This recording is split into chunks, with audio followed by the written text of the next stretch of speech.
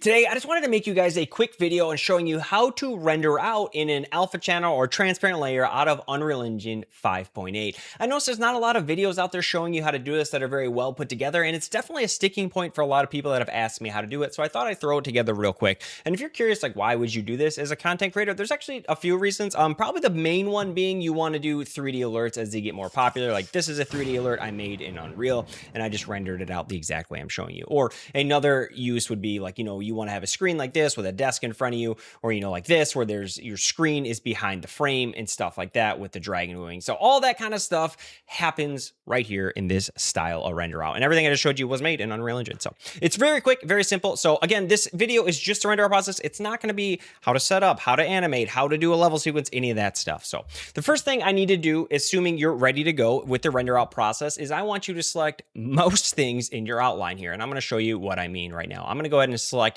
the height fog, atmosphere, the sky sphere, the clouds, the floor, and the player start. And then I'm going to come over to details with all of them selected, and I'm going to type the word hidden. And you're going to look for this actor hidden in game and just check that. And what that means is when you click play in a game, it would hide them all, but we're obviously not going to hit that play button, right? And the ones we didn't check are pretty important. So the skylight is your sun, so it shows your whole object. Or I'm sorry, your direct light. Your skylight shows detail in corners like shadows and things like that. Our camera actor is our camera, and then this is the hammer. So we need all these, right? Cool. And then from there, what we're going to do is we're going to go to edit. We're going to come over to project settings, and I need you to search the word alpha. And what you're looking for is alpha output, and you just need to make sure that is checked. Once that's checked, you're ready to begin. So come over here to the render, and we're going to be using the movie render queue today, not the quick render. If you're trying to use quick render, it's not going to work, and movie render queue can be found inside plugins if you don't have it, but that is another video. So we're going to go ahead and click on that, and let me click on this and open it up, and yours is actually going to look just like this when you open it, right?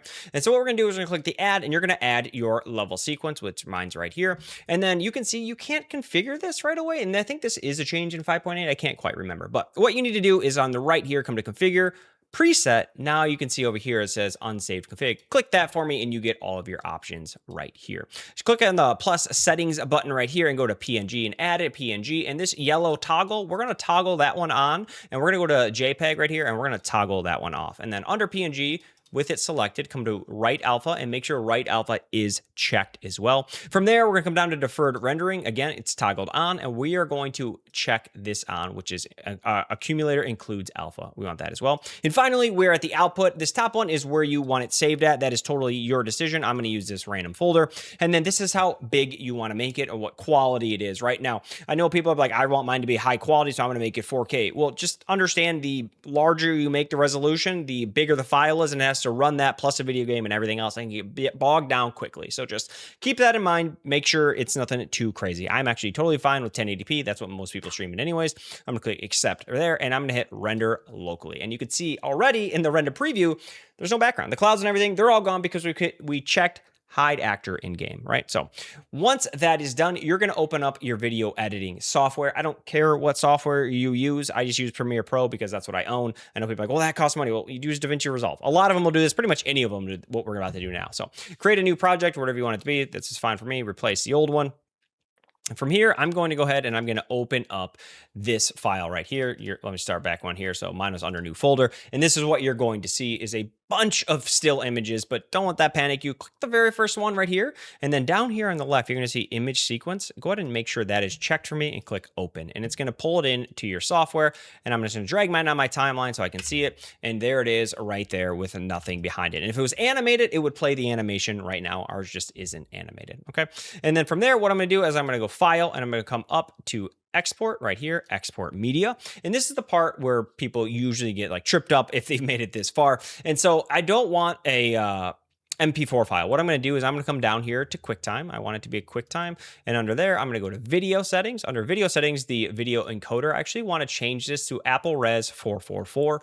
Click on that. And then one more thing, click on more. And then right here where it shows the depth, that's at 16. I'm actually going to change it to 8-bit plus alpha. You can make it 16-bit. I just don't think it's necessary. So 8-bit plus alpha, give it whatever name you want. I'm going to name mine delete. So I remember to delete it. And I'm going to go ahead and export it. And that is it. We are done. So let's go go ahead and make sure it all worked. It should have worked fine, but just to be safe for the video, we're gonna go ahead and click media over here. Let me drag this so you can see what I'm doing. Let's go delete media to bring this over, and let's find our file. Delete is right there. It's a local file. We're gonna loop it so you can see it repeatedly on the screen. Click OK, and boom, we got ourselves a hammer on our screen, and it's just that simple. So that's how you guys do that. If you were curious how to get it out, how to get it from out all the way onto OBS, those are all the steps. I hope you guys found this valuable. If you did, let me know below because it actually helps me out quite a bit. It tells YouTube, hey, this guy's making all right videos, and it makes me feel good, and that's what's more important. So I will see you guys in the next one.